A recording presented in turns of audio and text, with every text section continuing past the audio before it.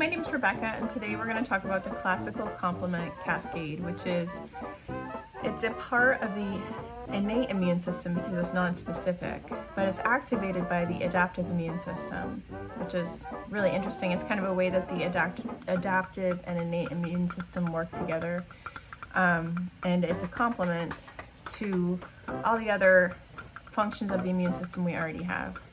So I hope you can see the whiteboard behind me clearly. I'm going to start talking a little bit about this. So the classical complement system is a group of enzymes that kind of circulate naturally in your body. They're not active. They're not active until they become activated. There's three different ways to activate the complement system. There's the classical complement system, which is activated by antibodies that attach to an antigen. There is the lectin system and the alternative pathway and the lectin pathway, but we're not going to talk about those today. We're just going to talk about the classical complement pathway and the cascade. So the first thing that happens is here we have a pathogen coming into your body system. And the pathogen is covered with antigens, which are kind of like little markers on a pathogen that say, I don't belong here, I'm not part of self, I'm not part of this body. And you have antibodies in your blood, either because you've already been exposed to this pathogen before, or because it's been 10 to 14 days and your adaptive immune system has had time to mount a defensive response against this pathogen. So the antibodies are, going into action. Here you can see these little Y-shaped antibodies. They're attaching to the pathogen. And when those antibodies attach to the pathogen, it activates complement 1. So complement 1 is this little orange tree-like thing here.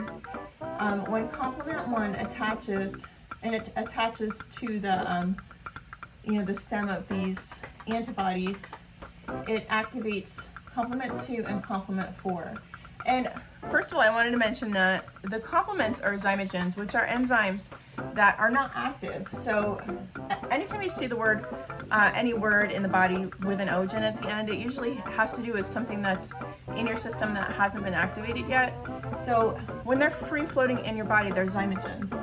But when they become activated, they cleave, and then they activate the next thing, which is why they call it a cascade, is because it's almost like a domino effect where, okay, something gets activated and then it cleaves, and then when that cleaves, it activates the next piece of a complement system to mount an attack against whatever is invading. So C1 binds with the antibodies here on the pathogen, then C2 and C4 are activated.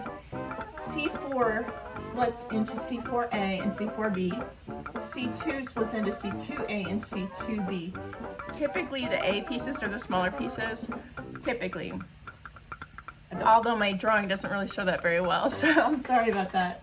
C4B then attaches directly to the pathogen's surface. And I tried to show that here with this green, it looks like the little green pathogen up here. And then C2A, it attaches to the C4B that's already attached to the pathogen surface.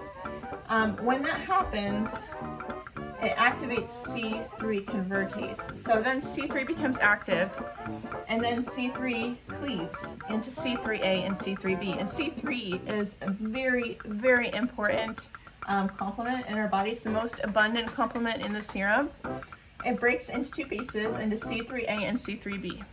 C3A, if you can see that on the whiteboard here, here's C3A, here's a couple of them. They are going to enhance inflammation and recruit phagocytes.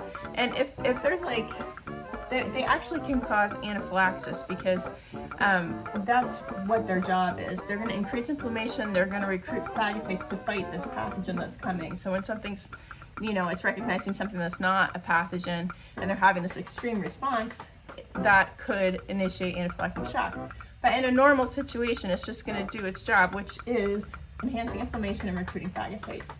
C3b has two separate jobs.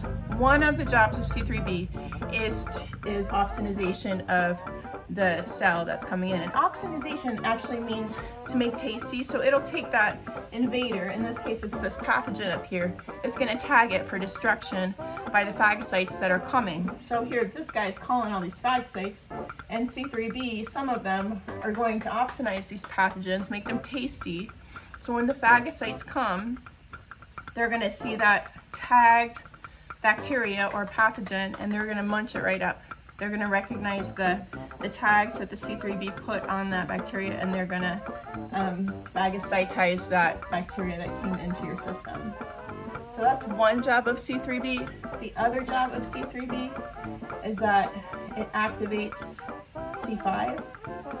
C5 convertase is released. C5 cleaves into C5a, which C5a does a very similar job as C3a. It enhances inflammation, it recruits phagocytes.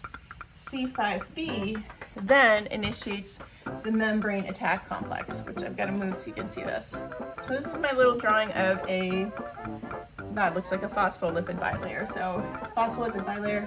So C5b then initiates C6, C7, C8. And they bust into this cell wall or envelope of this pathogen that came in. And when they're activated, it calls in C9. And it's not just one C9, it calls in a whole bunch of C9s. And the C9 actually pops a hole. I'm going to erase this so you can see the hole here. It pops a hole right through the cell membrane, which then will destroy that pathogen that has come into your system. And although I drew it kind of like lines here, if you look at other illustrations of C9, it looks almost like a flower. It's like, or if you think of like a beach ball that you blow up with a little, thing that you blow into on the one side. It's not really a line like this. There's a circle, and it's this little, almost flower-like circle of enzymes, of complement enzyme C9, that all bunch together, and they create this beautiful little hole in the cell membrane. And when there's a hole in the cell membrane, water rushes out, and it basically explodes. It destroys that pathogen that came into your system. So that is a brief overview of the classical complement cascade.